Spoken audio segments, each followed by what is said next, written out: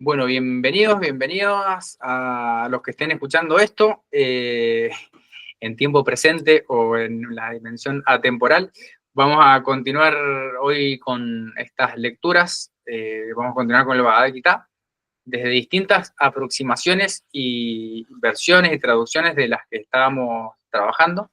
Así que, bueno, Pablo, cuando quieras, te cedo la palabra y comenzamos ahí a compartir.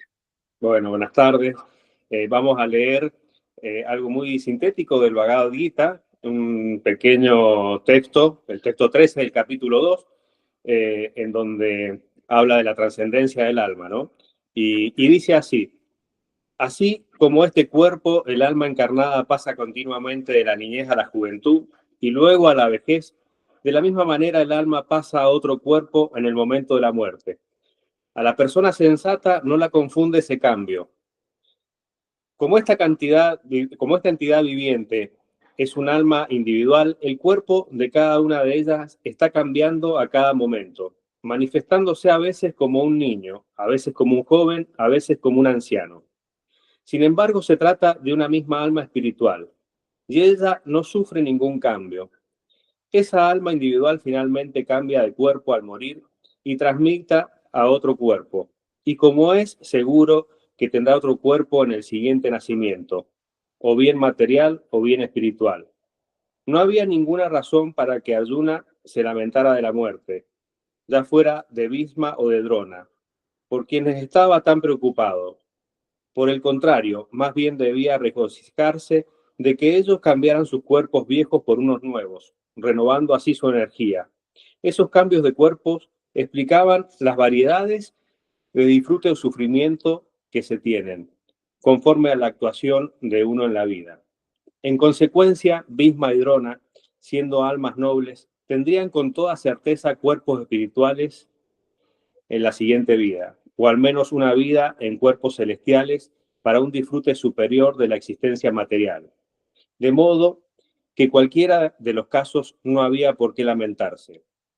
A cualquier hombre que tenga conocimiento perfecto acerca de la constitución del alma individual, la superalma y la naturaleza, tanto material como espiritual, se lo conoce como Dira.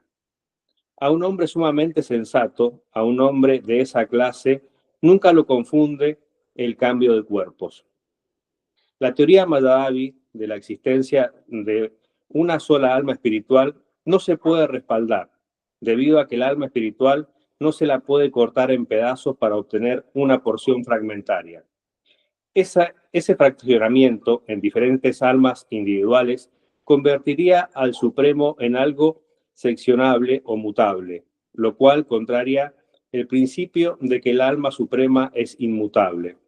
Como se confirma en el Gita, las porciones fragmentarias del Supremo existen eternamente, Saratana, y se denomina Saksra, es decir, existen eternamente. Tienen la tendencia de caer en la naturaleza material.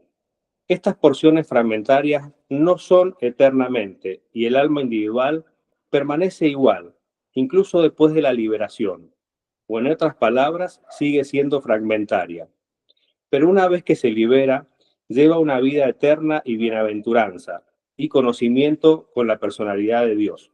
La teoría de la reflexión se le puede aplicar a la superalma, la cual se encuentra en todo y cada uno de los cuerpos individuales, y a la cual se la conoce como Paramatma.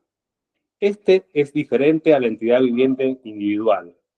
Cuando el cielo se refleja en el agua, las imágenes reflejadas representan al sol, así como también a la luna y a las estrellas. Las estrellas son como las entidades vivientes y el sol y la luna son como el Señor Supremo. El alma espiritual, individual y fragmentaria está representada por Arjuna y el alma suprema es la personalidad de Dios, Krishna. Ellas no están en el mismo nivel, tal como se hará patente al comienzo del capítulo 4. Si Arjuna está en el mismo nivel que Krishna y Krishna no es superior a Arjuna, entonces su relación de instructor e instruido carece de sentido. Si ambos están engañados por la energía ilusoria, entonces no es necesario que uno sea el instructor y el otro el instruido. Semejante instrucción sería inútil, porque nadie puede ser un instructor autoritativo si se halla en las garras de Maya. Maya es la ilusión, ¿no? Ante esta circunstancia se admite que el señor Krishna es el Señor Supremo, superior en posición a la entidad viviente, Arjuna, quien es un alma olvidadiza y engañada por Maya, la ilusión. Hasta acá llegamos con ese texto.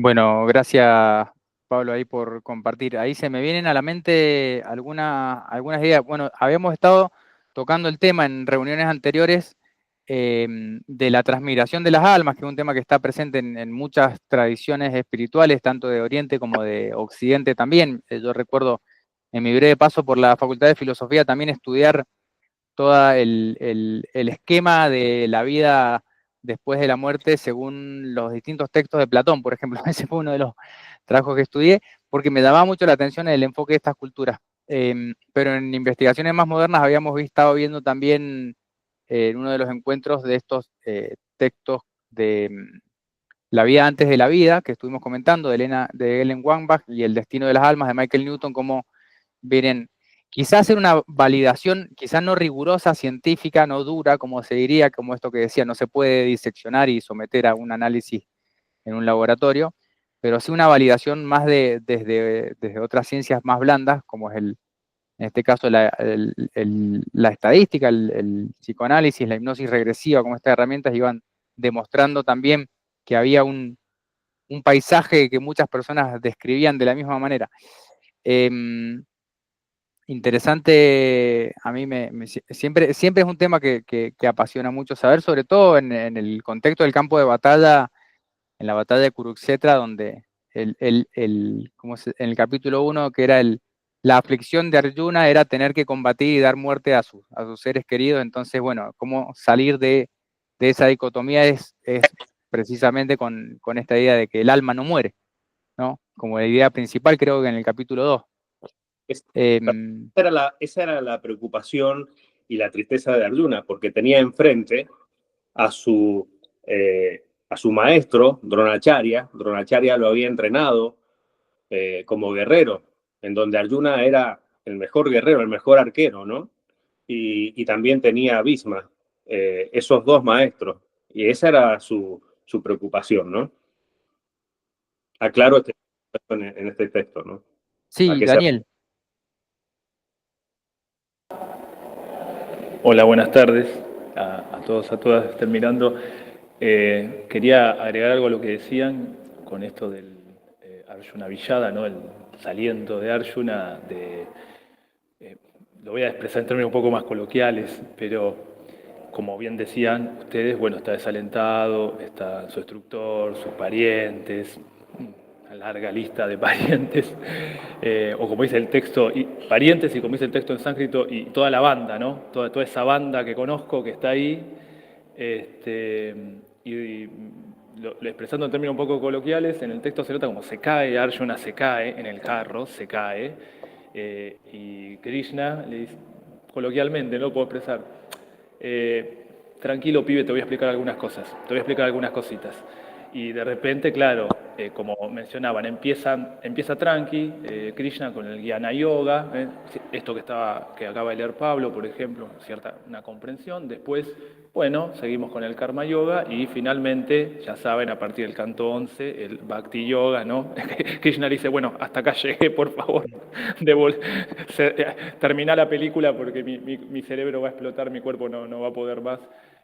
Muy interesante esa progresión que se da y bueno, este texto trae Pablo, ¿no? Este inicio de, bueno, vamos a empezar por la lección más discursiva, más comprensible, que es esto del yoga de un entendimiento, un Jnana Yoga, comprender la naturaleza del Atman, del Paramatma, y es como el punto de partida de a dónde lo quiere llevar Krishna, ¿no? Esto de, bueno, hay que comprender ciertas cosas, hay deberes, ¿no? Como se dice en la Gita, mejor cumplir el propio deber que cumplir el deber del otro, y el tuyo en este momento es justamente.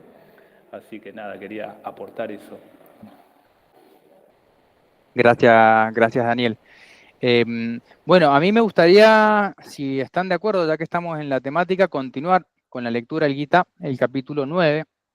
Siempre da para releerlo, en realidad, bueno, veníamos trabajando la versión de Gandhi, yo conocía también una versión más teosófica de Annie Besant, y acá por recomendación de Daniel, estamos con la versión de Yogananda, así que si están de acuerdo podemos leer un poco del capítulo 9 y después comentar a ver qué ideas van surgiendo. Así que, bueno, supongo que, supongo que están de acuerdo. Sí, adelante. Bien, voy a compartir ahí pantalla para que puedan seguir más fácil.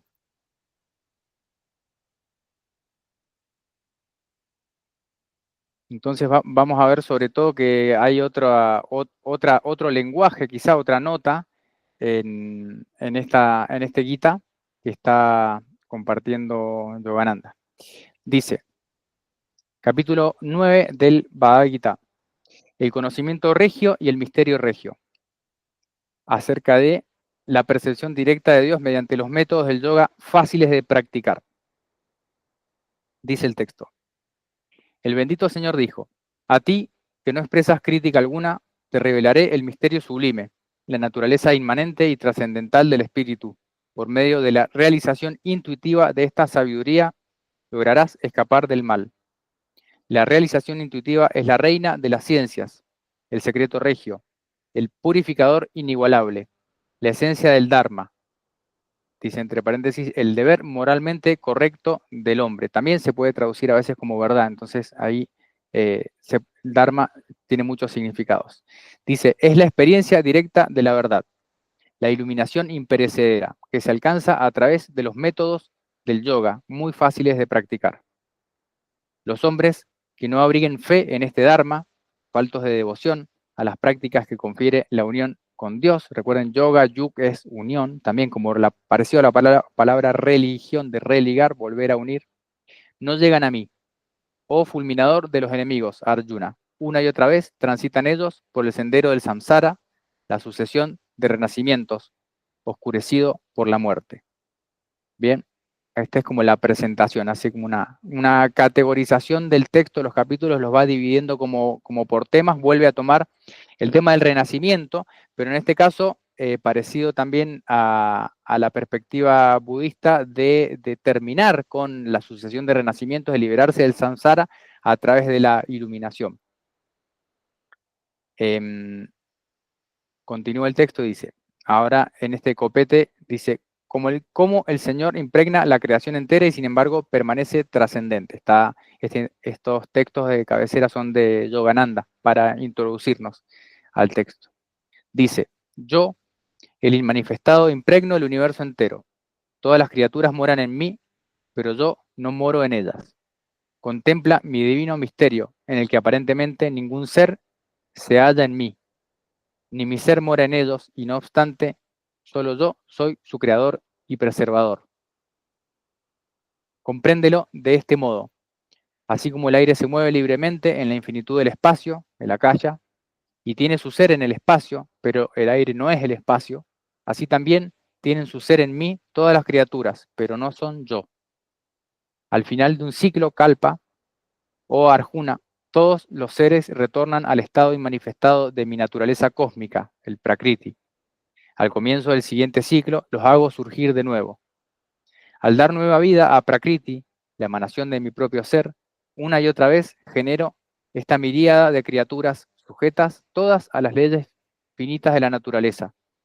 Pero estas acciones no me confinan en forma alguna, conquistador de la riqueza Arjuna, pues permanezco por encima de ellas distante y desapegado. Oh Arjuna, es solo mi presencia fecundante la que ocasiona que la madre naturaleza dé a luz lo animado y lo inanimado. Es por mí, a través de Prakriti, que los mundos giran en ciclos alternantes, de creación y disolución. Los hombres ignorantes, que olvidan mi naturaleza trascendental, como el hacedor de todas las criaturas, niegan también mi presencia dentro de la forma humana. Tales hombres, desprovistos de entendimiento, cuyos deseos, pensamientos y acciones son totalmente vanos, poseen la naturaleza engañosa de los malvados y los demonios. En cambio, los Mahatmas, grandes almas, o Arjuna, en cuya naturaleza se expresan las cualidades divinas, me rinden culto con la mente imperturbable y me conocen como la fuente imperecedera de toda vida, constantemente absortos en mí, reverenciándome con adoración, firmes y resueltos en alcanzar su noble anhelo. Ellos me veneran y alaban por siempre mi nombre.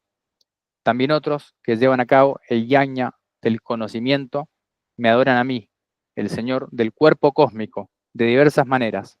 Primero como el múltiple y después como el uno. Yo soy el rito, el sacrificio, la oblación a los antepasados, la hierba medicinal, el canto sacro, la mantequilla derretida, el fuego sagrado y la ofrenda. Yo soy el padre de este mundo, la madre, el ancestro, el preservador, el santificador, el objeto omnicomprensivo del conocimiento, el Om cósmico y también la sabiduría védica. Yo soy la meta suprema, el sustentador, el maestro, el testigo, el protector, el refugio y el amigo único. Soy el origen, la destrucción, el fundamento, reservorio cósmico y la semilla indestructible. Yo prodigo el calor solar, oh Arjuna, y concedo o retengo la lluvia. La inmortalidad soy y también la muerte. Soy el ser Sat y el no ser Asat. Bueno, acá termina esta sección. Hay un montón de cosas que podríamos decir, obviamente, de este breve texto. Yo quiero compartir algo personal que me ocurrió cuando leía por primera vez el Bhagavad Gita, cuando hace referencia a esta imagen como de la respiración de Brahma, ¿no? Que como estos ciclos cósmicos de creación y destrucción.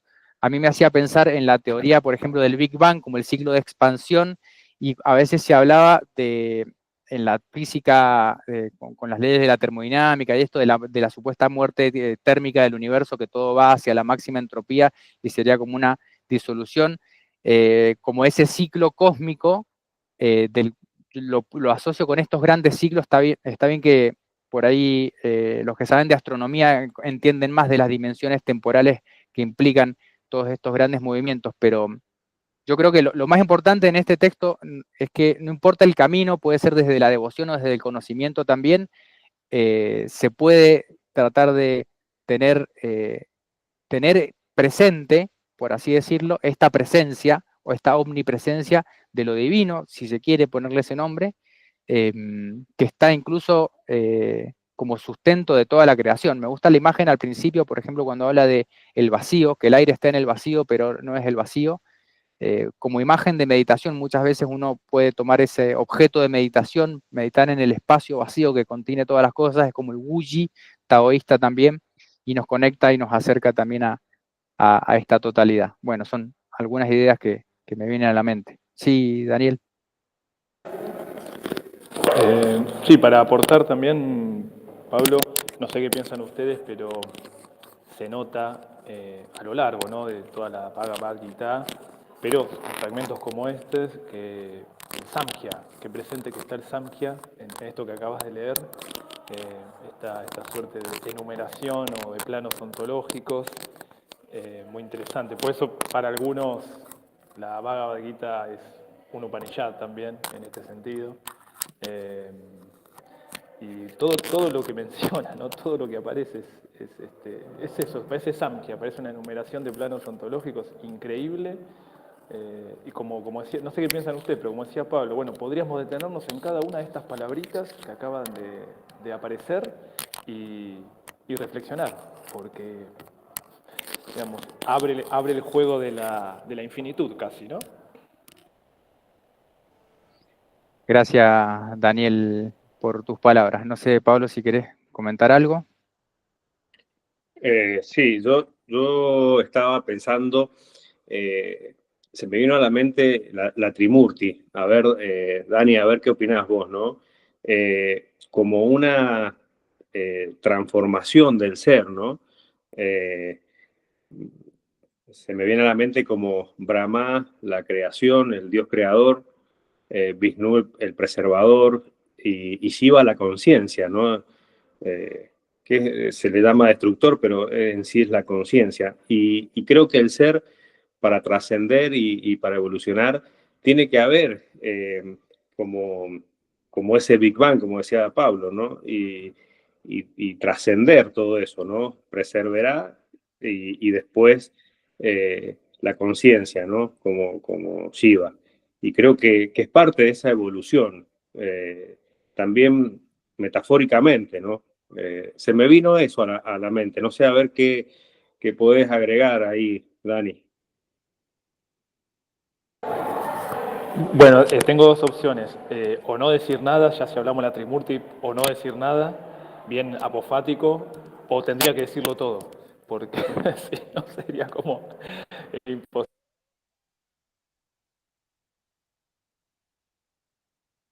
abarcarla. Pero sí, evidentemente hay una dinámica, como decía Pablo, de generación, en el sentido de generación creativa, y también de destrucción creativa, ¿no? Tengamos en cuenta eso, que creo que también a eso apuntaba Pablo, que en esta cosmovisión la destrucción nunca es una liquidación, sino que justamente es el paso previo a un nuevo ciclo. Ahí aparecía la palabra kalpa, por ejemplo, en el texto, un nuevo ciclo cósmico. Eso es interesante, ¿no? No sé, Pablo, si ibas un poco por ese lado, ¿no? Esto de crear y destruir, pero para Sí, crear, ¿se entiende? iba por ese lado. Correcto, iba por ese lado.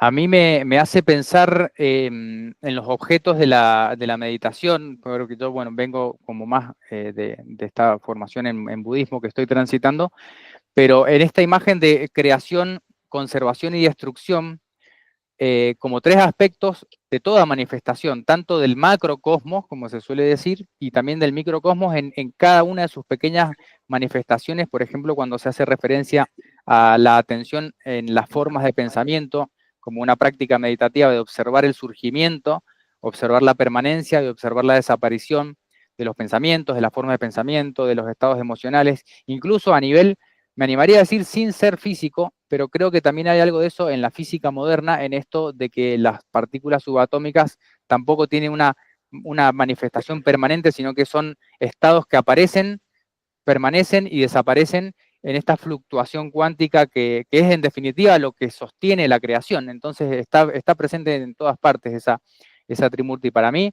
tanto en lo macro como en la esfera interna subjetiva del pensamiento, como en la manifestación también de lo microscópico subatómico. Sí, Daniel. Qué interesante esto también que traes a colación, Pablo, porque van yendo al plano micro, ¿no? Al microcósmico, y los procesos meditativos o las prácticas meditativas, sean taoístas, sean budistas, sean yoicas. Qué interesante esto de los procesos internos, ¿no? En el sentido de el meditante, el meditador o la meditadora, también creándose a sí mismo, pero también muriéndose a sí mismo para renacer con otra simbología, con otro ropaje, con otro nivel de conciencia. Esta idea de la muerte y el renacimiento, pero de la conciencia, ¿no? No solo de lo corporal. Y qué bueno que incluyas la dimensión física o biológica física corporal, porque si bien esto sabemos que está en ciernes recién en nuestra contemporaneidad, pero ¿de qué manera todos estos procesos meditativos, cíclicos, influyen a nivel celular? Es decir, ¿qué impacto pueden tener una terapéutica, por ejemplo? Es decir, aplicar los procesos meditativos, obviamente estas cosmovisiones, y propiciar regeneraciones celulares, ¿no? Que también es una suerte de generación y destrucción para dar origen a un nuevo ser, que en ese caso sería nuestro propio cuerpo regenerado. Bueno, un tema que creo que podríamos ampliarlo sobremanera, por cierto.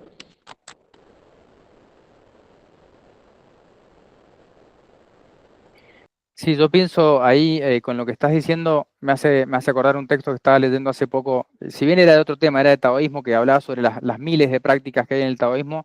En definitiva, ninguna práctica reemplaza la meta suprema, que en definitiva en el taoísmo es la unión con el Tao, la armonía con el Tao. Acá en este caso puede ser la unión con el Brahman, por ejemplo. O sea, si cambiamos las palabras, muchas veces vemos que la meta suprema sigue siendo la misma, aunque tengamos distintas formas de llamarlo. Pero sí, el efecto seguro que va a tener un efecto, todas estas prácticas se sabe que tiene un efecto transformador, podríamos pensar terapéutico. Hay que ver qué es terapéutico en cada momento. A veces hay como terapeuta digo, a veces lo terapéutico es una purga, a veces lo terapéutico es una reconstrucción, hay distintas fases en ese proceso de transformación, pero siempre estamos pensando como en algo evolutivo. No sé si les parece si termino o avanzo un poco más con el texto, si están de acuerdo. Entonces, después cuando quieran me interrumpen. Dice, Yogananda dice en esta sección, el método correcto de venerar a Dios. O sea, ya estamos entrando dentro de lo devocional. Dice el texto, quienes son adeptos a los rituales védicos y se purifican de pecado mediante el rito del soma, me adoran a través del yajna, sacrificio. Con ello satisfacen su deseo de entrar al cielo. Allí, en el reino sagrado de las deidades astrales, esos devotos disfrutan de los sutiles placeres celestiales. Mas, después de deleitarse en las gloriosas regiones elevadas, tales seres regresan a la tierra cuando se agota su buen karma. Al acatar, así, las prescripciones de las escrituras y desear los goces, las recompensas celestiales que las escrituras prometen, transitan por la senda cíclica entre el cielo y la tierra.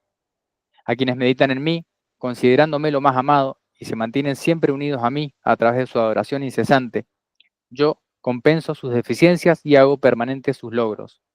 Oh hijo de Kunti, incluso los devotos de otros dioses a los cuales les ofrecen sacrificios con fe, me veneran tan solo a mí, aunque no de manera correcta. En verdad, soy el Señor único de todos los sacrificios y solo yo los disfruto, pero ellos, los que veneran mis formas menores, no perciben mi verdadera naturaleza y por tanto caen. Los devotos de las deidades astrales a ellas van. Quienes adoran a los ancestros, a los manes van. A los espíritus de la naturaleza van aquellos que los buscan. En cambio, mis devotos vienen a mí.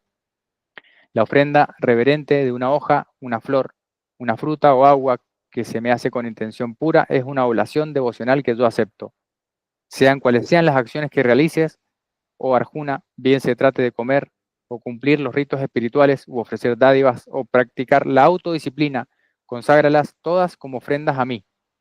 De esta manera, ninguna de tus acciones podrán encadenarte por medio del buen o mal karma. Con tu ser inquebrantablemente anclado en mí por el yoga y la renunciación, lograrás la liberación y vendrás a mí. Soy imparcial con todos los seres, a nadie desprecio y a nadie prefiero. Pero quienes me dan a mí el amor de su corazón están en mí como yo estoy en ellos. Incluso un malhechor consumado, que se aparta de todo para adorarme exclusivamente a mí, puede contarse entre los hombres buenos a causa de su virtuosa resolución. Rápidamente se convertirá en un hombre justo y obtendrá paz sin fin. Oh Arjuna, asegúrales a todos que mi devoto jamás perece. Al buscar refugio en mí, todos los seres pueden alcanzar la suprema plenitud, bien sean los que han nacido en el pecado, o las mujeres, o los vaisyas, o los sudras. ¿Cuán fácilmente entonces pueden obtenerme los santos brahmines, conocedores del dios o Brahman? Y los piadosos sabios regios, Rajarishis, tú que has entrado en este efímero y desdichado mundo, adórame solo a mí, el espíritu. Fija tu mente en mí y sé mi devoto. En adoración incesante, inclínate con reverencia ante mí. Habiéndote así unido a mí como la meta suprema, tú serás mío. Om Tat Sat. En el Upanishad del sagrado Bhagavad Gita, el discurso del Señor Krishna Arjuna, que es la escritura del yoga y la ciencia de la unión con Dios, este es el 9º capítulo denominado La unión por medio del conocimiento regio y el misterio regio. Bueno, acá termina entonces este texto. Quería hacer un comentario que me viene a la mente respecto de esto de no buscar el mérito, como se dice, el buen karma, sino buscar la liberación. Acá hay un paralelismo que yo encuentro directo con el budismo, porque también, entendiendo obviamente que el budismo surge en esta cultura védica, con esta idea de a veces se habla de hacer mérito, de buscar el karma positivo, que después en definitiva no deja de estar, como dice acá, dentro de esa rueda del samsara. Quien piensa que haciendo buenas acciones entonces va a obtener un buen resultado. En todo caso, quizás sea imposible, como dicen algunos pensadores, estar libre de todo deseo, pero sí se puede desear la liberación.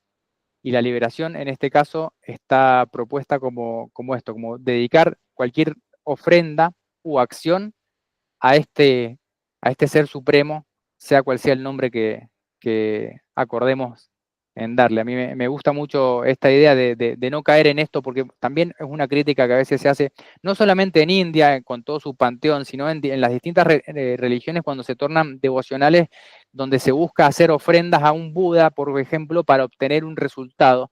Eso a veces está un poco alejado de la enseñanza original. Esto es un comentario. Yo tuve la posibilidad de estar en China, en un viaje de estudios de medicina china, y cuando le pregunté a la que era nuestra guía qué opinaba acerca de la religión, me decía, ellos solamente van a hacer ofrendas porque quieren pedir algo. No es realmente, no están siguiendo las enseñanzas de Buda, ni siquiera son devocionales, solo quieren algo a cambio. Entonces, es como que, no digo que esté mal necesariamente, pero no es el camino a la liberación que precisamente nos estaban planteando estos maestros.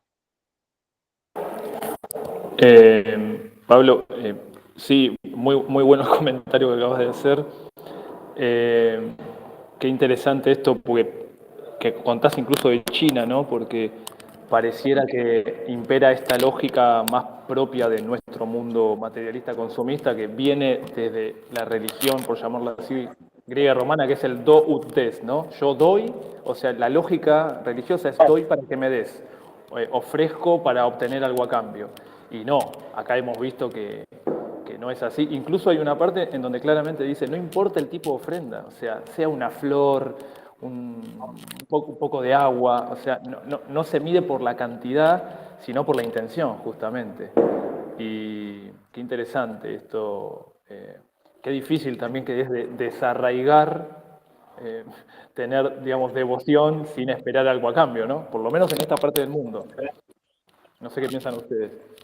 Yo creo que una de las formas de trascender es eso, ¿no? Es hacer, servir y ayudar sin esperar nada a cambio, o sea, con la pureza del corazón, ¿no? Y se me viene otra cosa a la mente en una de las prácticas de Tao, en donde decían que ni siquiera un Buda alcanza a entender la magnitud de Dios, ¿no? O sea, y el plan, tal vez, y la grandeza. Yo lo escuché ese comentario y la verdad que me impactó mucho, ¿no? Y bueno, también otras palabras muy para mí fuertes, ¿no? En donde también el Buda decía que nunca iba a dejar de aprender, ¿no? Entonces, son cosas que es para tener muy en cuenta, ¿no? Yo creo que a veces las religiones utilizan las enseñanzas de los distintos avatares, ¿no? Ya sean los Budas, Lao Tse, Confucio, Cristo y demás, y formaron las religiones. Y yo creo que han sido instrumentos, avatares de Dios, no creo que está abajo de lo que es la divinidad, ¿no? Y creo que, bueno, es válido utilizar ya sea todas esas enseñanzas de esos avatares, ¿no? Pero no como una religión específica de que solamente sea esa religión, ¿no? De esa forma lo tomo yo, ¿no?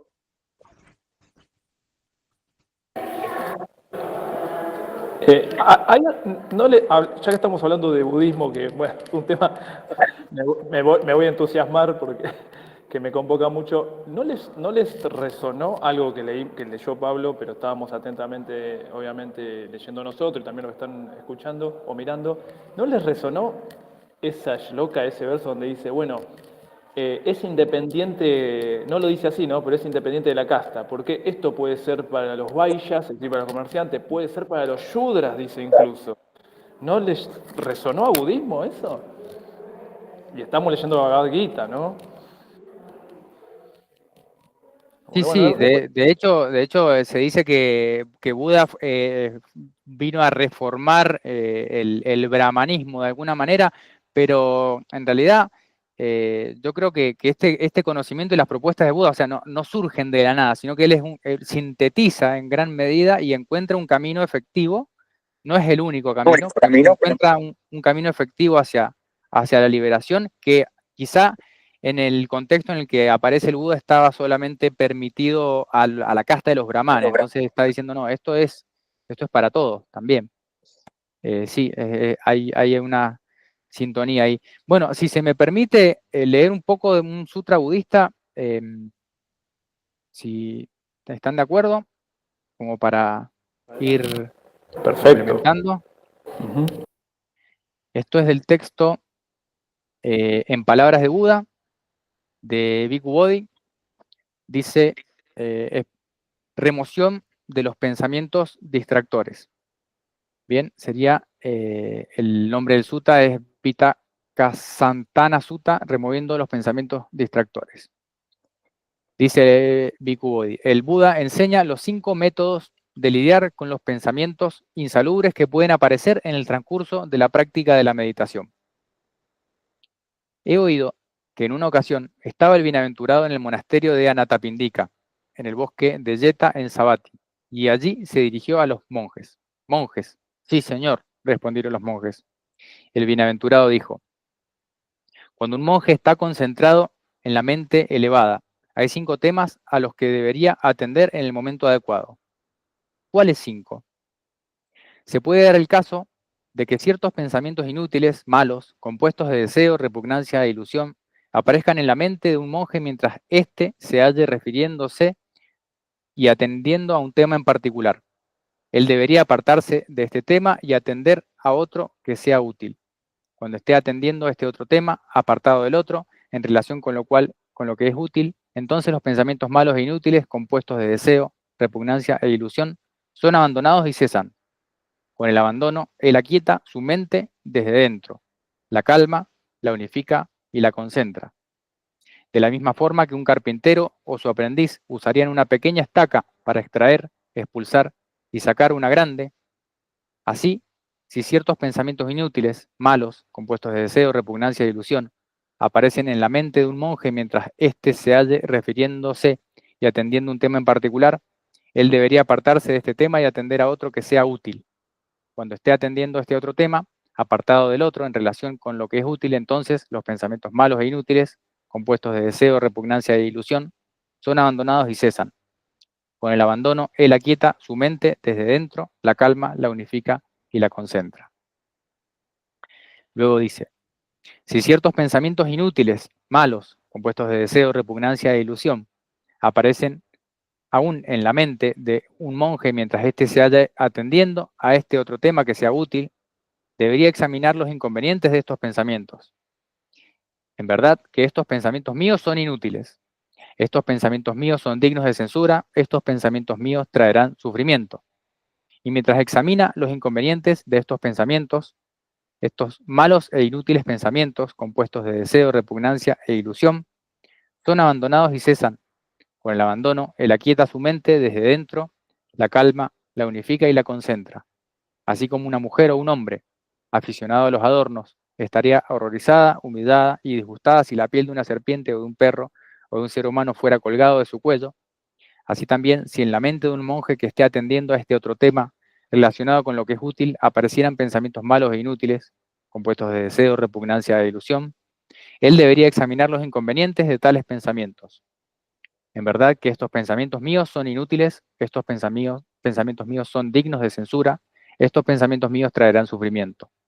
Y mientras examina los inconvenientes de estos pensamientos, estos malos e inútiles pensamientos compuestos de deseo, repugnancia e ilusión son abandonados y cesan.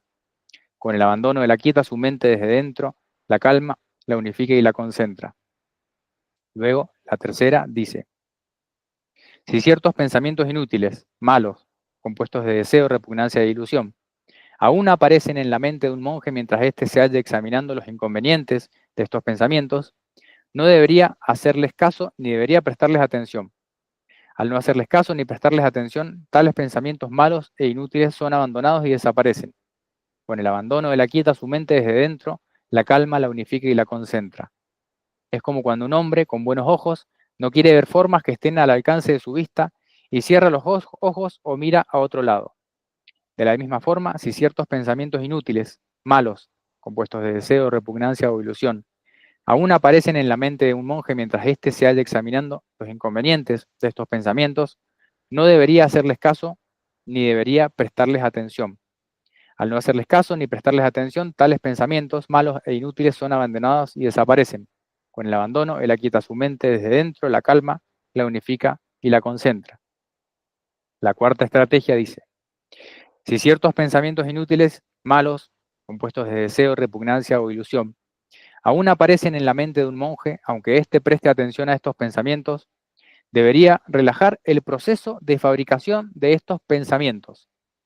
Al relajar el proceso de fabricación de estos pensamientos, tales pensamientos malos e inútiles son abandonados y desaparecen. Con el abandono, él aquieta su mente desde dentro, la calma, la unifica y la concentra. Así como un hombre que estuviera caminando rápidamente pensara: ¿por qué estoy caminando rápidamente? ¿Por qué no camino despacio? Y caminara despacio y pensara: ¿por qué estoy caminando despacio? ¿Por qué no me paro? Y se parara y pensara: ¿por qué estoy parado? ¿Por qué no me siento? Y se sentara y pensara: ¿por qué estoy sentado?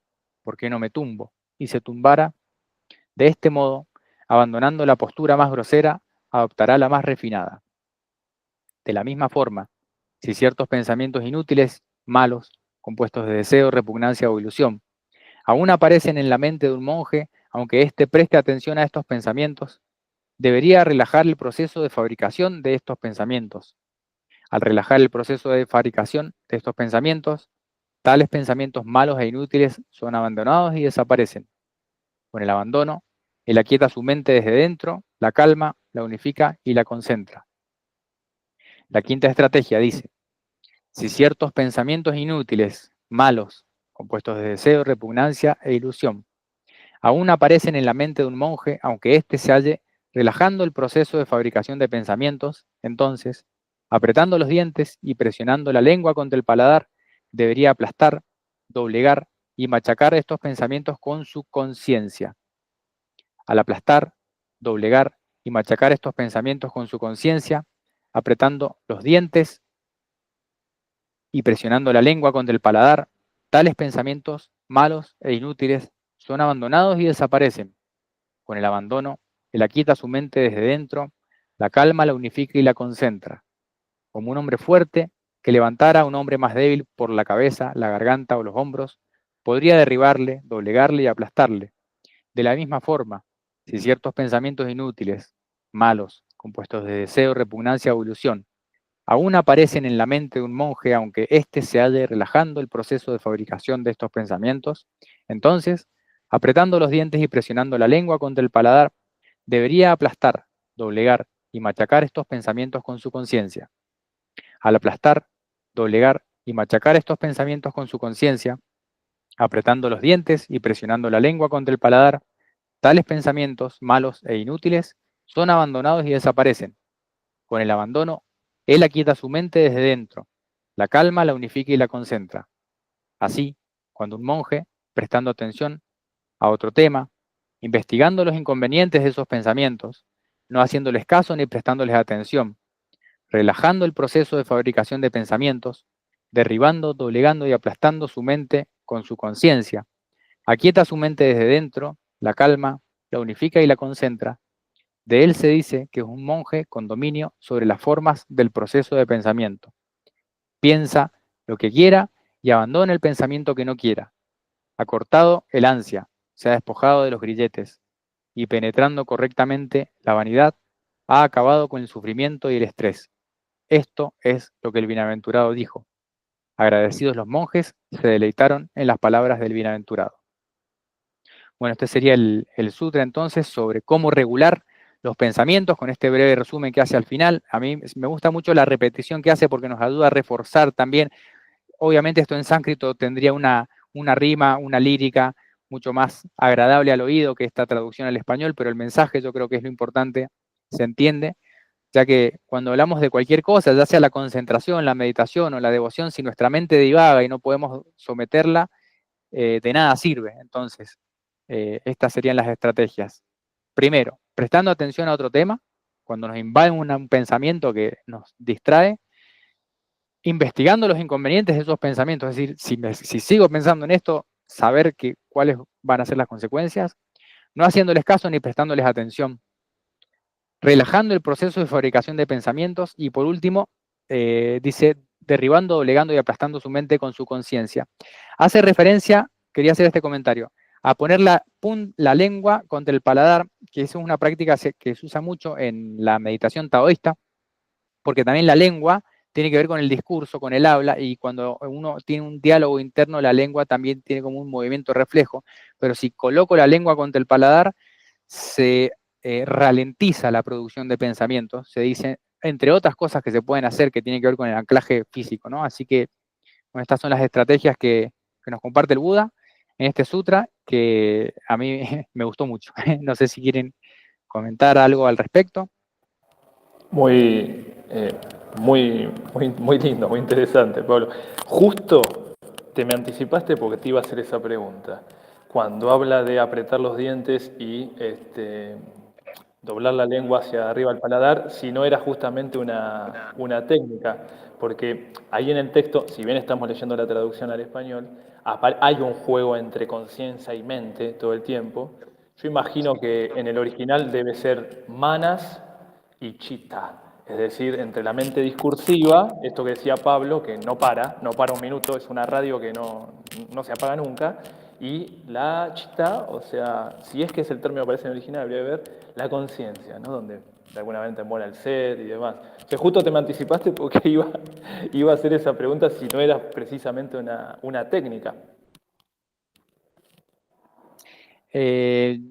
Creo que, es decir, sí, es uno de los ajustes que se puede hacer. Siempre la atención hay que dirigirla hacia algún lugar. Entonces, a veces la atención a alguna parte, por ejemplo, lengua contra el paladar, atención a la respiración, postura correcta, etcétera, son fundamentos con los cuales, como bloques constructores con los que hacemos a una práctica de meditación. Pero sí, a mí me gusta esta idea también que separa la conciencia de la mente y busca doblegar la mente que se someta a la conciencia como este aspecto más integrador.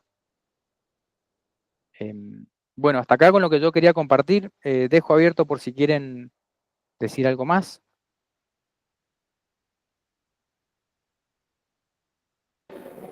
Yo quería decir algo más, no quiero monopolizar la palabra, pero quería decir algo más, que me quedó un poco de antes, pero viene a colación con lo que estábamos trabajando, que fue un buen mix, me parece, de textos, el que trajo, el que leyó primero Pablo, después Pablo sobre la versión de Yogananda, este final con este sutra budista. Perdón que haga un salto mortal, pero tiene que ver con todo lo que hablamos, esto de los pensamientos invasivos, por llamarlos así. Se atribuye al Chan o al Zen, obviamente no se sabe muy bien a quién, nadie se va a hacer cargo de esto, pero con esta idea paradojal a veces que tiene el Zen de si ves un Buda, o sea, si pensás un Buda, matalo. ¿Se entiende, no? Ni siquiera eso puede ser un pensamiento. Qué interesante, interesante. Ya es Zen, obviamente ya es Chan, es casi un koan, habría que desarmarlo, qué significa, pero interesante. Sí, se busca en definitiva la aniquilación de las formas de pensamiento para entrar en este estado de fusión con la mente universal. No va a ocurrir mientras yo esté pensando, me imagino un Buda, me estoy iluminando, estoy meditando, así no voy a llegar a ningún lado.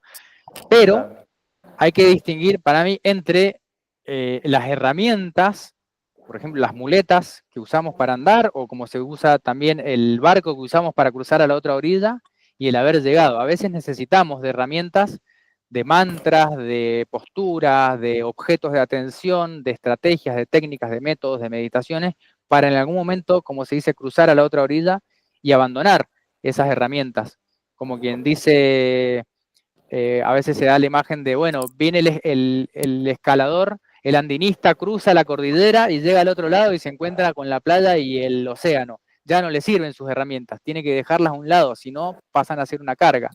O el que cruza el río y después de cruzar el río sigue arrastrando la canoa al hombro.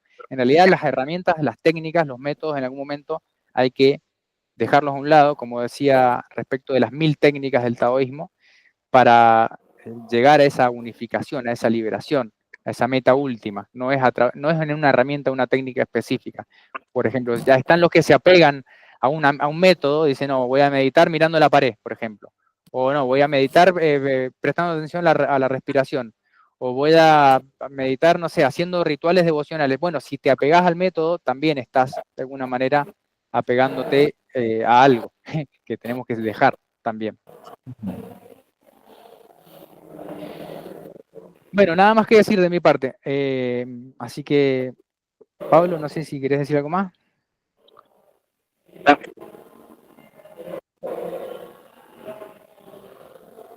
Sí, vos sabés que en el Tao se hace referencia a las tres etapas, verde, roja y blanca, ¿no? En donde en las etapas anteriores se meditaba, se iba a la montaña, y la forma de la práctica en hoy en día es en sociedad, ¿no? Es una práctica en donde es difícil la práctica, ¿no? Y eso se me vino a la mente por también las diferentes técnicas, porque eh, también se hace referencia eh, a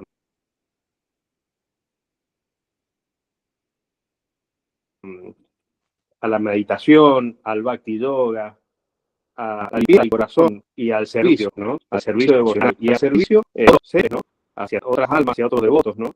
Entonces, no siempre podemos utilizar las mismas herramientas y no siempre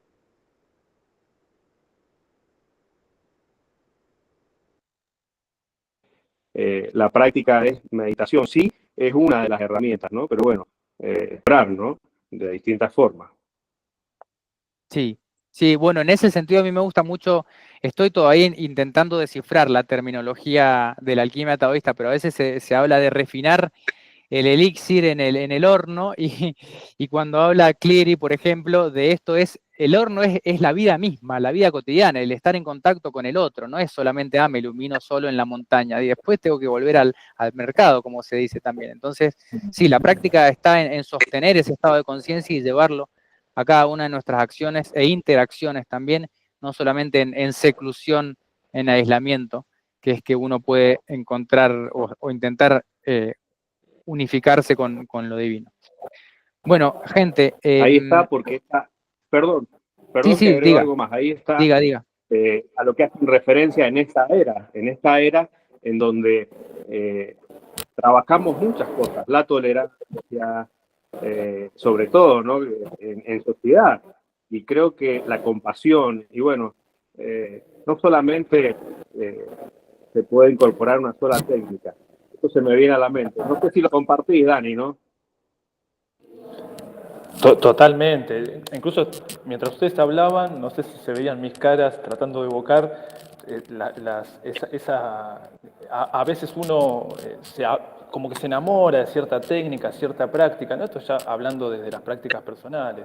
Y qué bueno, ¿no? Esto que decían los dos, de, bueno, hay que saber también cuándo soltar, hay que saber cuándo cumplió su objetivo y animarse el tiempo también lo requiere, la propia vida lo requiere, la propia práctica, el propio desarrollo requiere de, bueno, fue efectivo, sirvió, pero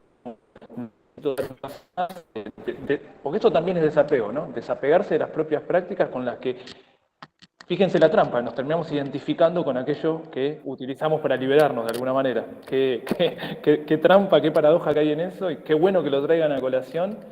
Y también los que estén mirando, escuchando, hagamos esa reflexión porque es importantísima. Si no, estaba muy buena también la metáfora de Pablo de, bueno, yo ya crucé el río, ahora, ¿para qué quiero la canoa? Digamos, quizás tengo una montaña, necesito escalarla, la verdad que no lo voy a poder hacer con un peso. Así que nada, me quedé pensando, realmente quedé pensando un montón en mi propia praxis, en mi propio recorrido. Y con respecto a la simbología del Neidan, bueno, podemos dedicar horas y horas de grabación y video porque hay un montón para desandar, para desarticular. Es muy rica la simbología del Neidan, de cualquier tratado de Neidan, ¿no? Que tomemos. Podemos estar horas y horas. Ahí sí ya tenemos que pensar en prácticas, en nuestras prácticas, cómo lo vinculamos. Esto que hablaba Pablo del horno, de las energías. Hay un montón de simbología. Y, perdón que contrabandee algo que no tenía que ver con esto, pero esa simbología va muy de la mano con la simbología del I Ching. Sí, ya seguramente tendremos oportunidad de seguir hablando de estos temas. Por suerte no nos vamos a quedar sin temas, así que seguiremos la próxima y gracias por estar presente, por acompañar y bueno, después si lo ven en diferido, quieren comentar, compartir, lo que sea, acá estaremos. Así es. Bueno, muchas gracias, chicos. Gracias. Muy linda. Un placer. Chao, chao. Muchas gracias.